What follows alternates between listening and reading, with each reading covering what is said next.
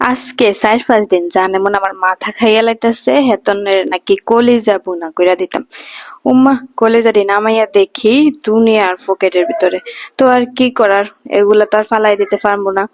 তাই ছোট ছোট করে কাইটা নিলাম, কাইটা হচ্ছে পানি দিয়ে একটু সিদ্ধ করে নিলাম, একটু হলুদ আর লবণ দিয়ে। আমি কলিজা ভুনা করার সময় প্রতিবারই হচ্ছে আগে কলিজাগুলো আলাদা করে ভুনা করে নেই।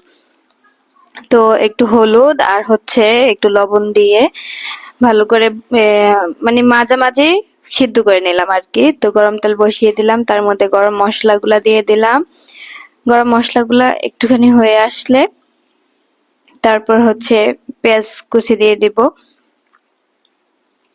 গরম মশলা যখন একটু একটু লাল হবে তখন হচ্ছে আপনারা পেঁয়াজ কুচিগুলা দিবেন। তো আমি একটু ভালো করে গরম মশলাগুলা কষিয়ে নিচ্ছি আর হচ্ছে দিয়ে দিচ্ছি পেঁয়াজ কুচি। তো আপনারা কি জানেন আসলে কোন কলিজার মধ্যে কি থাকে? আমি কিন্তু একের পর এক মশলা দিয়ে হচ্ছে এই মানে কলিজার মশলাটা কষিয়ে নেব। আপনারা দেখতে থাকবেন আমি কি কি মশলা দিচ্ছি আর কি, ওইগুলো হচ্ছে একটু ফলো করবেন।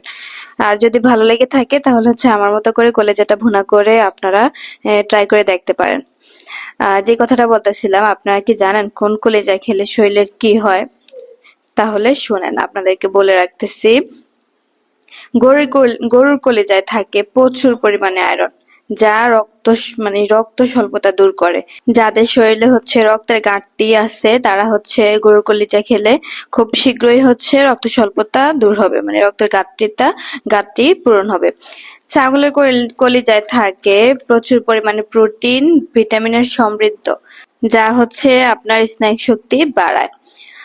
অপরদিকে হচ্ছে মুরগির কলিজায় থাকে হজমের শক্তি ও দৃষ্টিশক্তি। আর হাঁসের কলিজায় আছে ওমেগা 3, যেটা হচ্ছে রক্তপিণ্ড ভালো রাখে।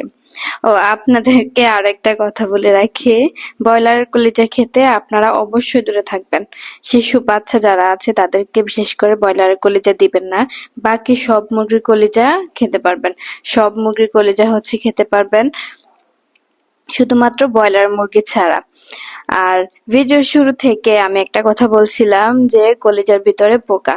আসলে কলিজার ভিতরে কোনো পোকাই নাই। আপনাদেরকে এই গুরুত্বপূর্ণ মেসেজগুলা দেওয়ার জন্য হচ্ছে আমি বলেছিলাম কলিজার ভিতরে পোকা। আমি যতদূর সম্ভব আপনার প্রতি সপ্তাহে একদিন, না হয় 2 সপ্তাহে একদিন কলিজাটা রাখি।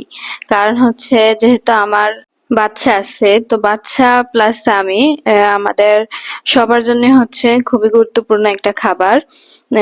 আপনারা চাইলে আপনাদের বাসায়ও সেটা রাখতে পারেন। তো দেখেন মশলার মধ্যে আমি হচ্ছে কয়েকটা আস্ত এই যে রসুনের কোষ দিচ্ছি, কারণ আস্ত রসুন গুলা খেতে অনেকটাই ভালো লাগে। আর সব থেকে বড় কথা হচ্ছে যদি আস্ত রসুন আপনারা খেয়ে অভ্যাস করতে পারেন তাহলে হচ্ছে আপনাদের হার্টের জন্য সব থেকে বেশি উপকার হবে। রসুন হচ্ছে শুধু হার্ট না, আরো আছে। আমার এখন রসুনের বিষয়ে তেমন একটা খেয়াল নাই, আশা আছে আপনাদেরকে নেক্সট ভিডিওতে জানাবো। ঠিক আছে, তো আপনারা যদি রসুন খেয়ে অভ্যাসটা করতে পারেন তাহলে আপনাদের জন্য অনেক ভালো উপকার হবে। তো দেখেন আমি হচ্ছে মশলাগুলো কষিয়ে কলিজাগুলো হচ্ছে দিয়ে দিলাম। এখন হচ্ছে কলিজাটা ভালো করে কষিয়ে নিব। আপনারা চাইলে আপনারা এইভাবে কলিজাটা ভুনা করে খেয়ে দেখতে পারেন, অনেক টেস্টি হবে। কিছুক্ষণ হয়ে আসার পর আমি হচ্ছে উপর থেকে কিছু টমেটো কাটা দিয়ে দিলাম। টমেটো কাটাটা দিলে হচ্ছে আপনার খাবারটা খেতে একটু টেস্টি লাগে, যেটা হচ্ছে কিছুটা মানে টক, বেশি টক না, মানে হালকা টক বা সসের কাজ করে। আপনারা চাইলে এটার মধ্যে হচ্ছে টক দই অ্যাড করতে পারেন। আমি টক দই দেই না, আমার টক দই দিলে তেমন একটা ভালো লাগে না। অনেকে আবার অনেকের কাছে আবার ভালো লাগতে পারে, কিন্তু আমার কাছে ভালো লাগে না। তো আমি সচরাচর এইভাবেই কলিজাটা ভুনা করে থাকি আর কি। ও হ্যাঁ, আপনাদেরকে আরো একটা কথা বলে রাখি, যেটা হচ্ছে সোনালী যে মুরগিটা, ওই মুরগিটাও কিন্তু আপনার এই যে মানে ব্রয়লার মুরগির সাথেই পড়ে। কারণ হচ্ছে এখনকার দেশের যে পরিস্থিতি, আপনারা চাইলে সোনালী মুরগির কলিজাটাও হচ্ছে অ্যাভয়েড করতে পারেন।